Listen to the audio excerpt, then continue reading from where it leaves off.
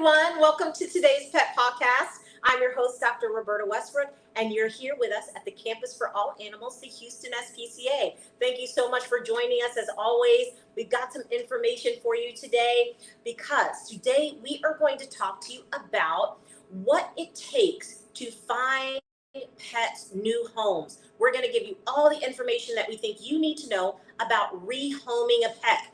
But first, I want you guys to know that we always want to make every effort to be able to keep families together. So we're going to give you some tips to help keep your pet in your home if that's the wish. But if not, we'll tell you how we can help you find the pet a new home. In the meantime, please take a look at our pet of the week, who is Lexi. Lexi is looking for a new loving home. Lexi is a wonderful, sweet girl, has a lot of energy. Lexi is about 6 months old, so she's young. She has a lot of growing to do, a lot of energy. She'd make a great family pet. If you're active, you like hiking or agility or, doing sports with your pet, Lexi would be fantastic. So she's wiggly. She loves to play with toys, and she's waiting to meet you and your family. So please consider coming on down to our adoption center and meeting with Lexi and all of our other pets that we have available. Lexi is also very special because Lexi is what we call a VIP, a very important pup. So Lexi's adoption fee is 50% off, as is all of our VIP pups through Mother's Day. So we are having a special for our VIPs.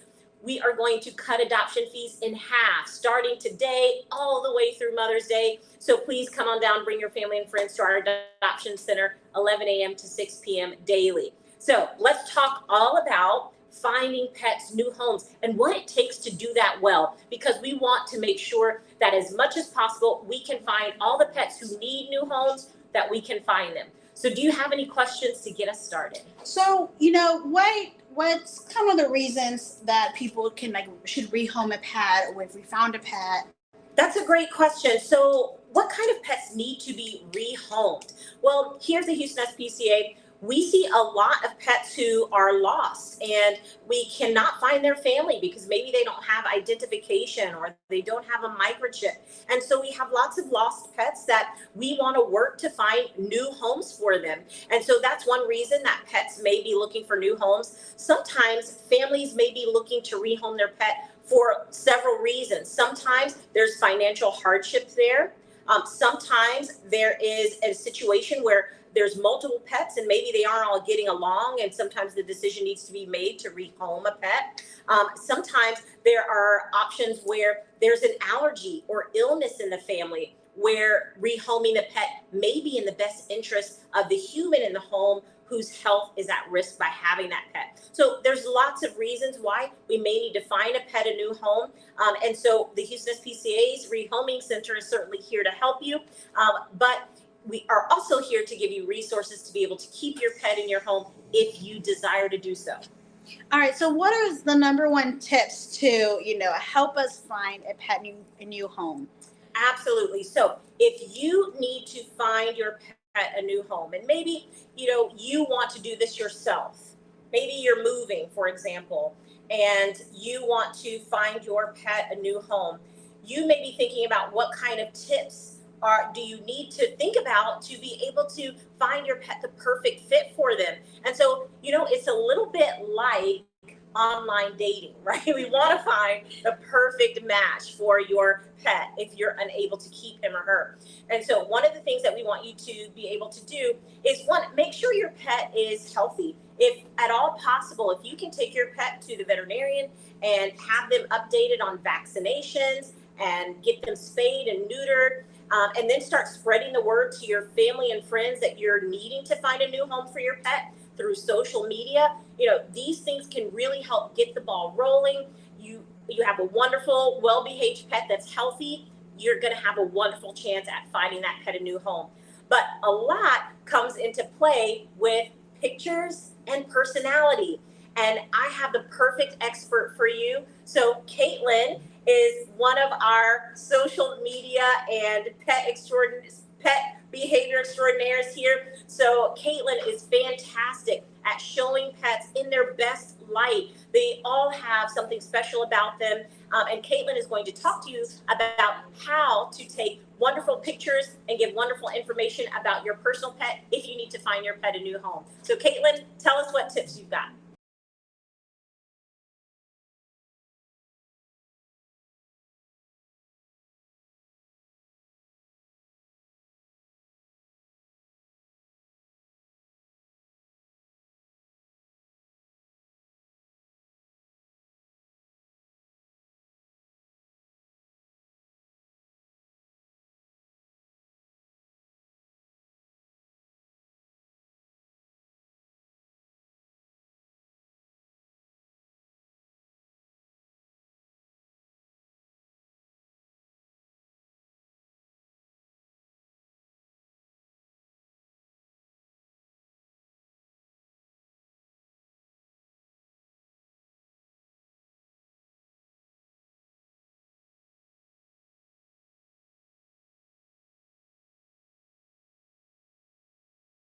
Here that we are having some technical difficulties, so just give us a minute. We're still going to give you that wonderful information. Right.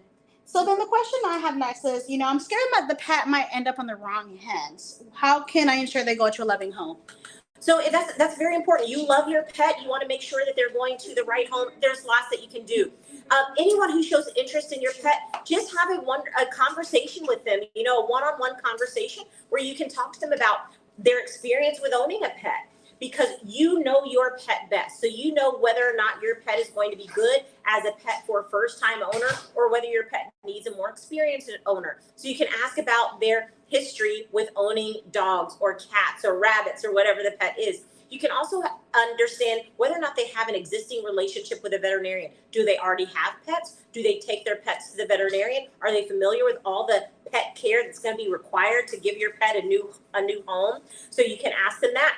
You want to make sure that it's a good fit. What lifestyle does that person have? And do you feel like that lifestyle will fit your pet? So there are lots of questions you can ask. The most important thing is just to do one-on-one casual conversations and make sure that the pet and the person create that connection so that they bond and they are likely to stay together. All right, so we're going to try to have Caitlin over here showing pets. So we're going to... Hi, Caitlin. Thank you so much. Caitlin is going to give us wonderful tips about photos and creating, bios for the pets so that people understand their personalities. She does that wonderfully here for us. So tell us what you got. Yeah. So I mentioned earlier, but you never have to have a nice professional camera like I have here. Honestly, phones like iPhones, Samsungs, etc. have a function that have portrait mode, and those take fantastic photos. On our adoption floor, we have so many portrait mode photos. They are fantastic. Now, what else do we need in order to take a great photo? Well, a lot of the times we also need a nice blank or just, appealing background. We love using our green grass whenever we're outside. Or if we're out in the front, we like to use our building because we have great architecture. But if you're indoors, a nice white background, or sometimes I've even seen people put up blankets, white blankets. It's a great idea. And so that's another option that you have. Making sure there's bright lights. We have a lot of light here. Lighting is key. In the sun, if you're outside. Another way to make sure that your pet is looking at the camera, we have squeaker toys such as this one. There we go. Lexi loves those. I also have treats in my pockets that I keep to ensure that they are focused. Lisa is also helping keeping Lexi focused and stuff. And overall, we want to make sure that we have the pet in the center of the photo. It's kind of the rules of three, where if you have a horizontal or a vertical photo, it'll always be 1, 2, 3. Or it will be 1, 2, 3. You're always going to want your pet's photo in the middle. That makes sense. Whether it be vertical or horizontal.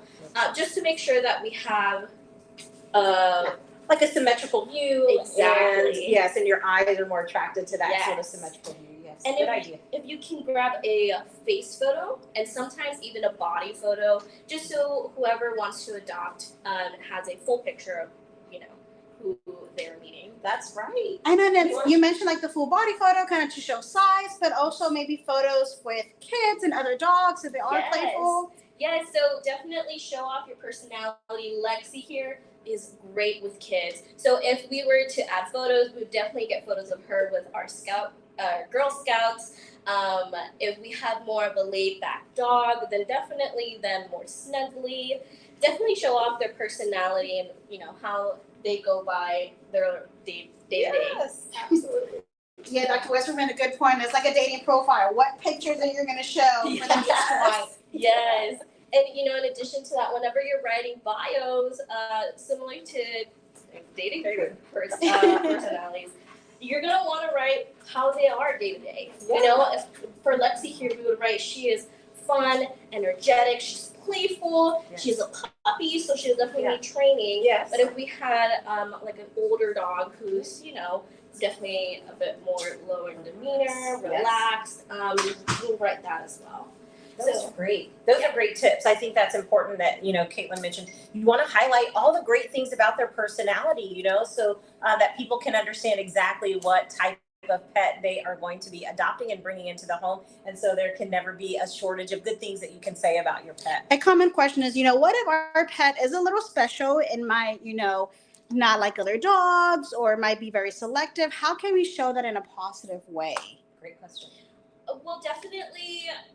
Every dog is different, but there'll always be something special about your dog that you'll want to highlight, right? So, for Lexi, she's a puppy, right?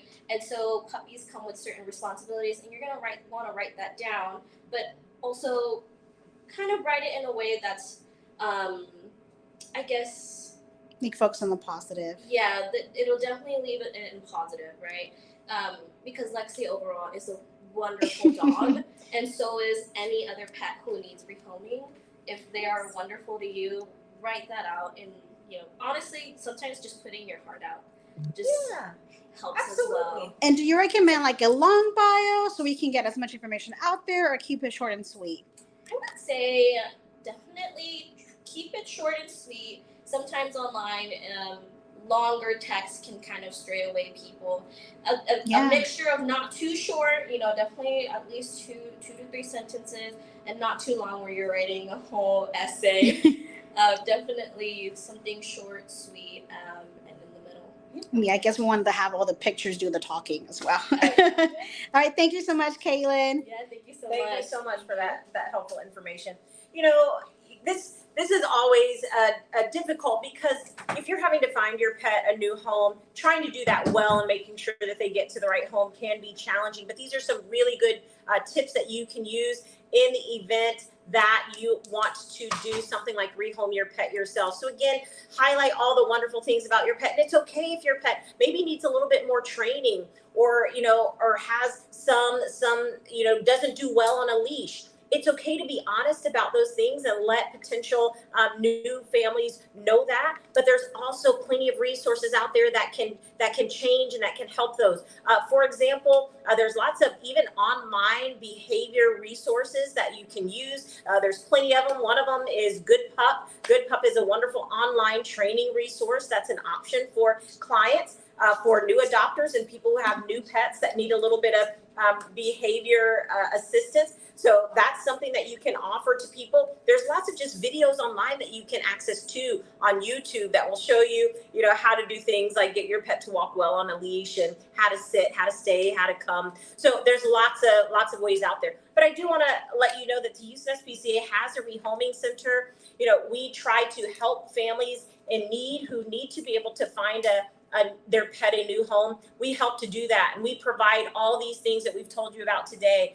The updates on vaccinations and spaying and neutering, and taking wonderful pictures and trying to get to know the pets. Our volunteers who volunteer with us every day, walk the pets, spend time with them, and they are able to tell us a lot of information about the pet's background and their behavior. And in turn, we are able to use that information to help find them the perfect fit for their next home. So there's a lot that goes into finding pets homes, and we appreciate that you all are tuned into us to try to learn a little bit more about that and all of the work that goes into that. So what other questions do you have about finding your pet a new potential home. Should we, if we do find a good potential adopter, we ask for the right questions, should we have them pay a rehoming fee? Yes, a rehoming fee is something that is, an option there. So let's say you found a pet and you tried to find the original owner. You can't find the original owner, but you're also unable to keep the pet, but you want to find a new home. You may, if you take some of our tips, have taken this pet to the veterinarian, gotten the pet spayed, neutered, updated on vaccinations. Well, when a new person comes along and wants to take on this pet into their family, I think it's okay to ask for a rehoming fee. You've put a lot of time and money and effort into getting this pet healthy and well, and I think it's perfectly fine to ask for, a rehoming fee in order to find this pet a new home. So not a bad thing at all. Don't feel guilty for it. And then should we work with local rescue groups to help pets find a home? Or, what if, I found a stray and everywhere is full? Absolutely. There are rescue groups that can help. There are online sites like Adopt a Pet that can help put pictures of your pet online. So use whatever resources are available to help you. Networking, getting the word out, sharing photos with family, friends, rescue groups, animal welfare organizations like the Houston SPCA. All of these places are good resources to start if you're looking for assistance in finding a pet a new home. So yes, absolutely. Rescue groups, Adopt a Pet, the Houston SPCA were all resources that you can use. And then if I'm on the other side and I'm, scrolling and looking to find a new pet, what are, some pros to adopting a previously owned pet? Yeah, so there's a lot of advantages to adopting a pet that has already been owned before, had a family before.